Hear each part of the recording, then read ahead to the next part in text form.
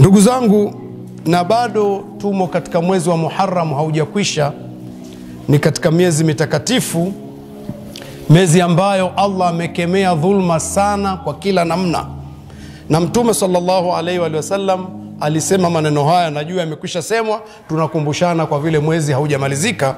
Afdalu siyami ba'da Ramadan shahrullahi almuharram. Mtume alisema saumu bora sana baada ya saumu ya Ramadhani ni mtu kupata kufunga ndani ya mwezi wa Allah Muharram. Kufunga ndani ya mwezi wa Allah Muharram, kwani miezi mingine yote sio yake Allah, ni yake, lakini mpaka ukasisitizwa mwezi wa Allah Muharram.